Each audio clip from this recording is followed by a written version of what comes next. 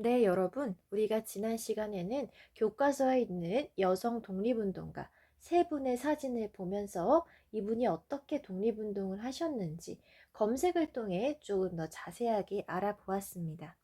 이번 시간에는 교과서에 실려 있는 권기욱 선생님의 삶에 공감하며 글을 읽어볼 텐데요. 선생님의 목소리로 읽어줄 테니까 이제 여러분이 집중을 해서 같이 이야기를 읽고 들어보도록 합니다. 다음 시간에도 이어서 공부를 할 테니까 이번 시간에는 내용 자체에 집중해 보도록 해요. 중간중간 여러분이 멈춰 놓고 교과서의 사파를 주의 깊게 보면 더 많은 도움이 될 거고요. 여기 아래 이 빨간 글씨를 보면 이 이야기 글에 등장하는 어려운 낱말이라던가 북한 사투리를 여러분이 알 수 있습니다. 제목은 네 꿈은 뭐이가? 인데요. 여러분이 알기 쉽게 바꿔 말해보면 너의 꿈은 뭐니? 라는 뜻 정도 되겠습니다. 권기욱 선생님이 사셨던 시대에는 여성이 직업이 갖기를 좀 어려워했던 그런 시대였어요. 여성이 직업을 갖기 위해 마련할 돈도 부족했고 교육받을 기회도 부족했기 때문에 여성은 집안에서 정해주는 혼처로 정말 시집을 가서 남편과 아이의 뒷바라지를 하면서 좀 가려진 삶을 살던 그런 시대였는데 이분은 과연 어떻게 어려움을 이겨내고 비행사가 되셨을지 알아보도록 하겠습니다. 여러분 교과서 47쪽부터 읽어볼게요. 조그만 내 손으로 조물조물 집안일하고 공장에서 일해서 쌀을 사왔네. 동생들 밥을 먹이니 나는 좋은데 어머니는 마음이 많이 아프다고 하셨어. 나 홀로 한글을 깨쳤어. 어느 날 목사님이 그러셨어. 너는 똑똑하니 학교를 공짜로 보내주겠다고. 참말로 기뻤어야. 아침밥 짓고 동생을 업고 만날 학교에 나갔네. 1등을 못하면 분해서 잠이 안 왔어야. 여기까지 우리가 내용을 한번 생각해보면 조그만 내 손으로 집안일? 이때는 일손이 부족해서 조그만 손이라고 하면 어렸을 때를 말하는 거겠죠. 자기도 애기였던 시절에 벌써 부모님을 도와서 집안일하고 공장에서 일까지 해서 쌀을 사왔다고 합니다. 지금은 우리 청소년을 보호하기 위해서 너무 어린 나이에 아이들은 일을 못하게 법적으로 정해놨는데 이때는 뭐 그런 법이 있었겠습니까? 당장 먹고 살기 바쁘니까 이 어린아이였던 권기옥 선생님도 집안일하고 공장일하고 이렇게 겨우겨우 벌어서 먹고 살았습니다.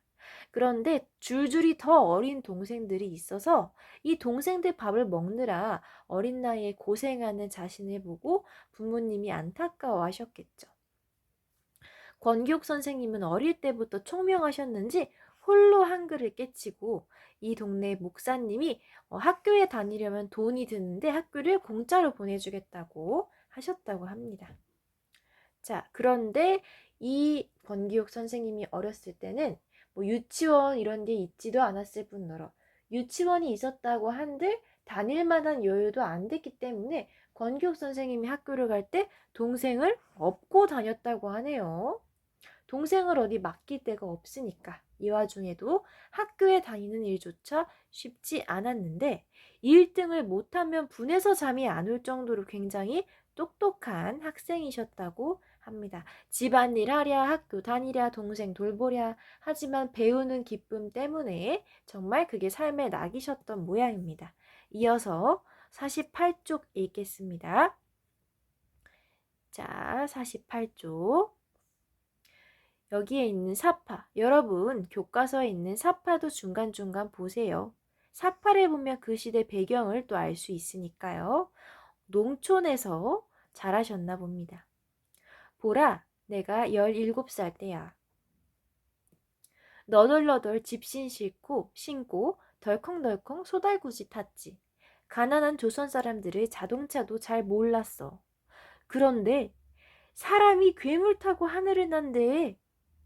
스미스란 미국 사람이 비행기를 타고 온다네. 온 마을이 들썩들썩, 내 마음도 들썩들썩. 구름처럼 몰려온 저 사람들 좀 봐. 구름을 뚫고 쇳덩이 괴물이 혼자만 날아올라 이 산 위로 쑥 저 산 하늘로 쌩 솟구치고 돌아나와 못 가는 곳이 없네. 사람들아, 이 날개를 좀 봐. 정말 자유로워. 여기까지. 어떤 내용이었습니까? 농촌에서 하루하루 살았던 이 권기옥 선생님이 17살 때 처음으로 서양 사람이 몰고 온 비행기를 목격하신 모양입니다. 자, 비행기. 당시에는 하늘을 난다라는 걸 특히 이 조선의 가난한 농촌 사람들은 더더욱 몰랐을 텐데 얼마나 보고 놀랍고 기겁을 했겠습니까? 비행기가 마치 하늘을 나는 괴물로 보였나 봅니다. 그런데 그 괴물에 사람이 타고 있고 심지어는 자유로워 보여요. 땅에서처럼 피해 다녀야 할 소나 사람도 없고 길을 방해하는 장애물도 없고 산이나 뭐 건물 같은 것도 없는 그 하늘에서 자유롭게 이곳저곳 다니는 비행기가 얼마나 자유로워 보였을까요? 권유욱 선생님이 처음으로 비행기를 목격하셨던 그 순간, 이 순간에 놀란 마음이 전해집니다. 자, 선생님이 이어서 그 다음 쪽을 읽어보도록 하겠습니다. 49쪽이요. 저 비행기란 놈이 그러네. 나는 땅에 딱 붙어서서 두 발만 동동 굴렀어. 바로 그날 밤 잠을 못 잤지. 바로 그날 밤 꿈이 생겼지. 여자라고 못하겠어? 조선 사람이라고 왜 못하겠어? 얼른 커서 꼭 비행사가 될 거야. 네 꿈은 뭐이가? 나는 하늘을 훨훨 날고 싶었어야. 권기옥 선생님께서 처음 비행기를 본 날 밤, 비행사가 되기로 결심하신 장면이죠. 다른 사람이 너 꿈이 뭐니? 라고 묻는다면 나는 하늘을 훨훨 날고 싶다 라고 이야기를 할 정도로 비행기라는 그런 물체에 매료되어서 비행사가 되겠다고 처음 마음을 먹는 부분이 나옵니다. 자, 이분의 대사를 다시 읽어볼게요. 여자라고 못하겠어? 조선 사람이라고 왜 못하겠어? 얼른 커서 꼭 비행사가 될 거야. 그리고 이 꿈은 어렵게 이루어졌죠. 여자라고 못하겠어.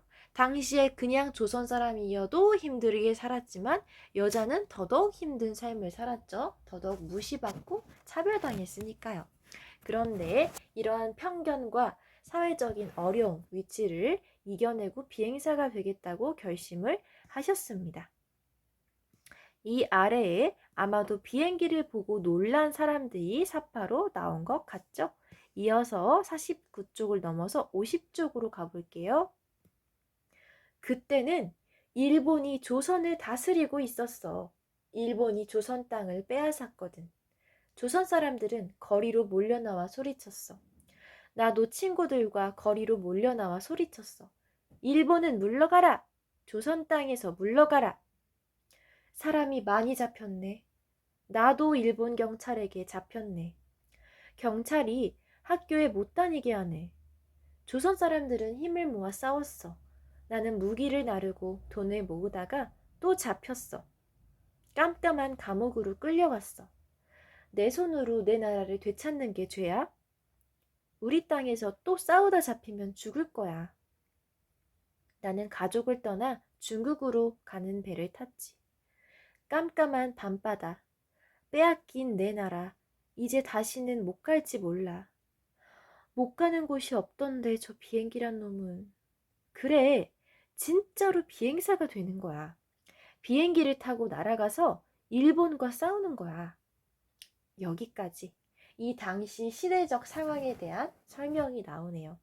일본이 조선 땅을 강제로 빼앗아서 사람들은 이 일본군에게 시위를 하기 위해 거리로 나와서 만세운동을 했죠. 우리가 알고 있는 3.1운동뿐만이 아니라 전국 곳곳에서 이렇게 사람들이 알게 모르게 정말 역사에 기록되지 않은 부분까지 합쳐서 일본군에게 물러가라고 목이 터져라 소리를 치다가 많이 잡혀갔습니다. 자, 이분은 어쩔 수 없이 괜히 또 잡히다가 이제 가족까지 위험해질까봐 가족을 떠나서 중국으로 갔습니다. 이 당시에는 독립운동을 하다가 잡히면요, 어쩔 수 없이 증거 불충분으로 풀려나거나 아니면 형을 살고 풀려나도 끈질기게 일본군 형사가 감시를 합니다. 한번 전과가 우리 입장에서 정말 억울할 노릇이지만 일본군 입장에서의 전과자, 우리 독립운동가들은 아주 밀착 감시를 해서 한 번 더 잘못하면 아주 죄를 온팡 뒤집어 써서 더 힘들게 감옥살이를 하게 시켰습니다. 그래서 소위 말하는 블랙리스트에 오른 거죠. 그러니까 아예 중국으로 떠나서 가족과 헤어져서 독립운동을 하게 되었습니다. 그런데 이분은 깜깜한 밤바다에 정말 도망치듯 중국으로 가면서 자유롭게 보였던 그 비행기를 다시 떠올리고 정말 비행사가 되고 싶다. 나는 비행기를 타고 자유롭게 날아다니면서 일본과 싸우겠다라고 다시 한번 마음을 다잡으시게 되었나 봅니다. 당시에 우리 조선 사람들이 어떤 마음으로 독립운동을 했을지 여러분이 꼭 생각해 보세요. 이 아래에 보면 우리가 알고 있는 얼굴도 있고 사파로 등장하는 분들도 있고 정말 아무도 알아주지 않는, 여기 보시면 이 여성도 한복으로 얼굴을 거의 가리다시피 하고 나왔습니다. 이 당시의 여성의 모습을 보여주는 장면 중에 하나죠. 우리가 알지 못하는 수많은 조상님들의 노력 덕분에 여러분이 이렇게 학교도 다니고 먹고 싶은 거 사 먹고 안전하게 하루하루 생활을 합니다. 이어서 51쪽 보겠습니다. 네 꿈은 뭐이가? 나는 하늘을 헐헐 날고 싶었어야. 권기욱 선생님의 다짐에 이어서 52쪽. 중국의 중학교부터 들어갔어. 2년 반 만에 영어와 중국어를 다 배웠지. 중국의 비행학교를 찾아갔어.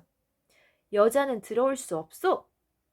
아니, 여자는 날 수 없다네. 중국에서도. 나는 원난성의 장군 단계열을 찾아갔어. 배 타고 기차 타고 걷고 또 걸어갔어. 앞만 바라보며 드넓은 중국 땅을 가로질러 갔어야. 이분이 어떻게 비행사가 되었습니까? 일단은 기본적인 지식을 배우기 위해서 중학교부터 들어갔는데, 여러분 영어랑 중국어 배우기 쉬워요?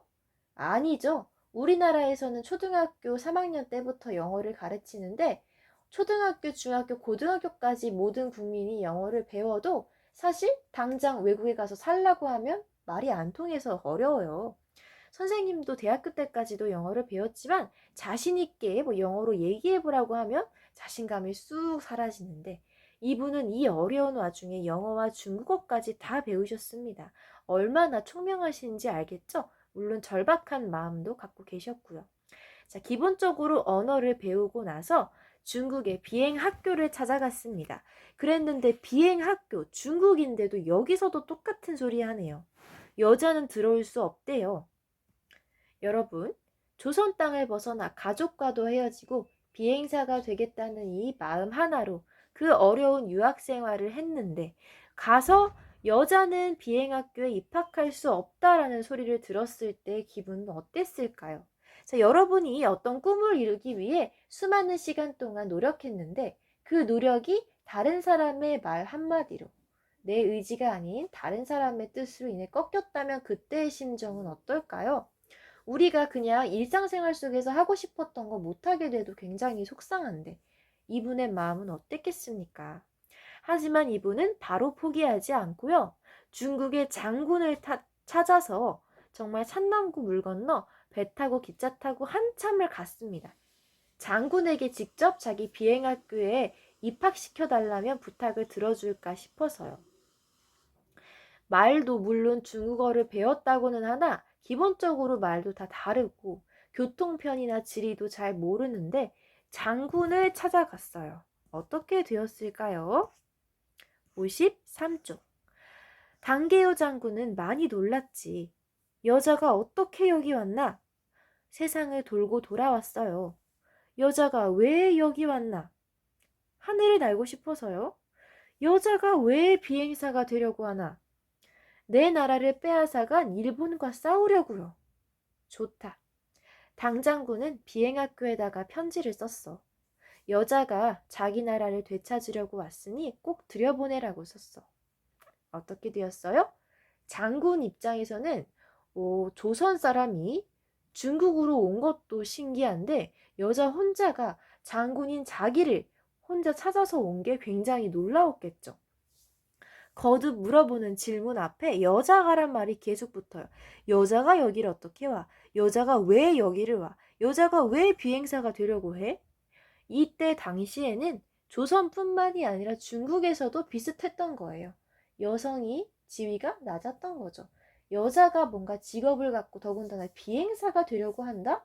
굉장히 어려운 일이었기 때문에 많이 놀랐는데 이 권기옥 선생님의 의지가 아주 강했어요. 내 나라를 빼앗아간 일본과 싸우려고 한다. 중국도 당연히 일본이 조선을 침략했다는 것을 가까운 나라니까 알고 있었죠. 이 조선인 여성이 혼자 와서 장군인 자기에게 자신의 뜻을 밝혀서 아마 그 기계에 감동하지 않았을까 싶습니다. 장군이 직접 비행학교에다가 입학시키라고 편지를 쓴 거예요. 추천을 해준 거죠. 그래서 그 덕분인지 이분은 결국에 비행학교에 입학하게 되었어요. 54쪽. 드디어 비행학교 학생이 되었어. 남학생들과 똑같이 훈련했지. 빙글빙글 어지러움을 견디는 훈련, 비행기를 조종하고 고치는 기술까지 배웠어. 너무 힘들고 위험했어야.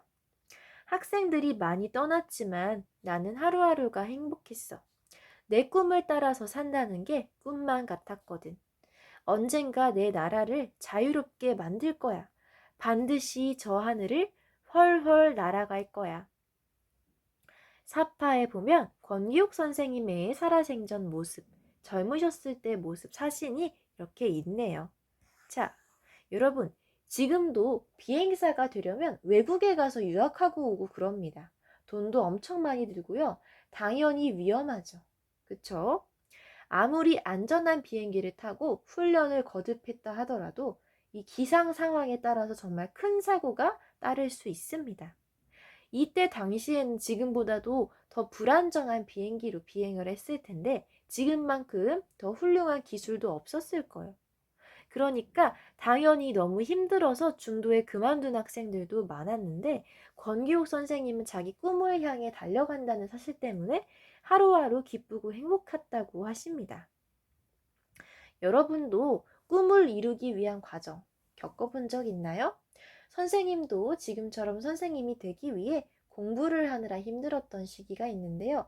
권기옥 선생님이 겪으셨던 것에 비하면 정말 아무것도 아니었다 싶네요. 그쵸? 낯선 나라에서 가족도 없이 혼자 남자랑 똑같은 강도의 훈련을 받고 힘들어도 힘든 거 꾹 참고 오히려 우리나라를 위해서 내가 언젠가 큰 일을 할 수 있다는 그런 소망을 갖고 열심히 훈련에 임하시는 모습 우리가 집중해서 끝까지 읽어보도록 하겠습니다. 55쪽. 처음으로 비행기를 타는 날 비행기에 올라타서 배운 대로 움직였지. 훌쩍 날아올라 깜짝 너무 놀라. 비행기가 부릉부릉 눈앞이 기우뚱기우뚱 잘 날다가 뚝 떨어지기도 해. 펑 터지기도 해. 조종관을 꽉 이를 악물었지. 진짜로 날고 있나? 얼른 아래를 내려다봤더니 와 정말 아름다워. 끝없는 산과 들과 강물이 두 발목을 딱 붙들던 온 세상이 눈앞에서 너울너울 춤을 추네.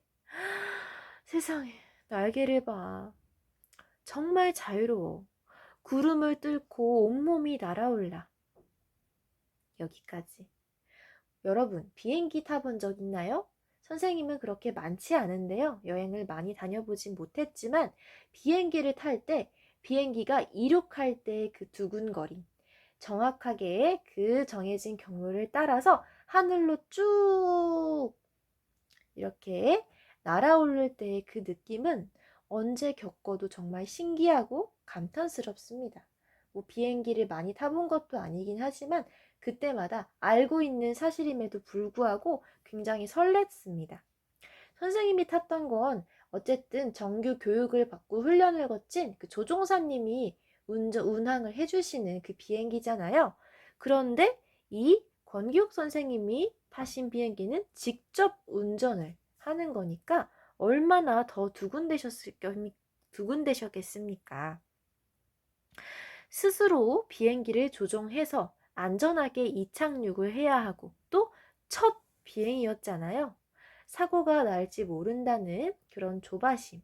그런데 성공적으로 비행을 했을 때 그 발 아래에 펼쳐진 너무너무 아름다운 풍경들, 여러 가지 감정이 이 권규옥 선생님의 마음속에 자리 잡았을 것 같습니다. 여러분이 직접 비행기를 몬다고 생각을 해보세요. 어떤 기분일까? 선생님도 정말 상상이 되지 않는데 이분은 그냥 비행을 해서 즐거운 것뿐만이 아니라 자기 꿈을 이뤄나가고 있잖아요. 그렇죠? 정말 힘들었던 비행 훈련을 마치고 첫 비행을 했던 순간이니까 더더욱 만감이 교차하셨겠죠. 그 어린 시절 17살 때 시골 고향에서 처음 다른 사람이 타고 다니던 비행기를 보고 느꼈던 그 자유로움을 직접 만끽하는 기분 상상을 해보세요. 언젠가는 이 비행기를 타고 우리 자기의 고향으로 돌아가기를 꿈꿨을 것 같습니다. 56쪽 권기욱 선생님이 비행하시는 모습이 이렇게 사파로 나와 있습니다. 정말 자유로워 보이기도 하고 좀 위험해 보이기도 하는데 표정이 정말 밝습니다. 57쪽으로 넘어가 보겠습니다. 내 이름은 권기옥. 사람들이 그러지. 처음으로 하늘을 난 우리나라 여자라고. 나는 하늘을 훨훨 날고 싶었어야. 온 세상이 너더러 날 수 없다고 말해도 날고 싶다면 이 세상 끝까지 달려가 보라. 어느 날 네 몸이 훨훨 날아오를 거야. 네 꿈을 좇으며 자유롭게 살게 될 거야. 보라, 네 꿈은 뭐이가? 감동적인 말씀 잘 들었습니다. 이 마지막 사파에는 소녀 시절 권기욱 선생님의 모습을 담은 듯한 그림이 있네요.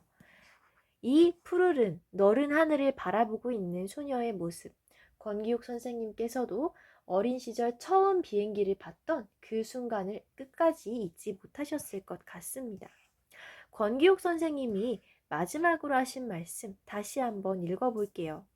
온 세상이 너더러 날 수 없다고 말해도 날고 싶다면 이 세상 끝까지 달려가 보라. 어느 날 네 몸이 훨훨 날아오를 거야. 우리는 갖고 싶은 직업, 이루고 싶은 꿈을 생각하면서 사나요? 그냥 하루하루 살기 바쁘고 내가 뭘 좋아하는지 뭘 잘하는지 모르겠고 내 미래가 어떻게 될지 불안하고 여러분만 그런 거 아닙니다. 선생님도 가끔 생각해요. 내가 평생 선생님으로 살 수 있을까? 언제고 그만두고 다른 직업을 알아봐야 하는 건 아닐까? 이런 생각 여전히 가끔 합니다.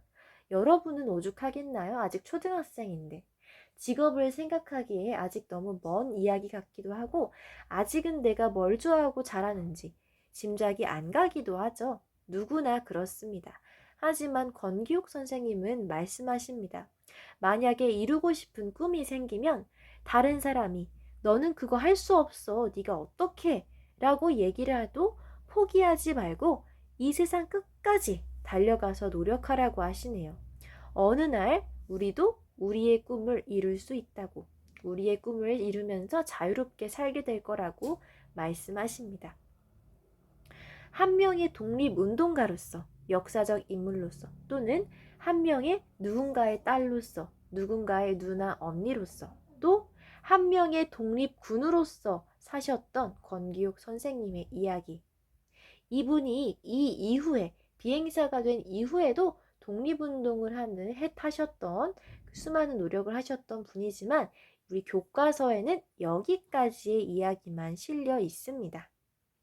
이분이 독립운동가로서의 삶도 사셨지만 꿈을 이뤄낸 한 인간으로서의 삶에도 우리가 주목할 필요가 있죠.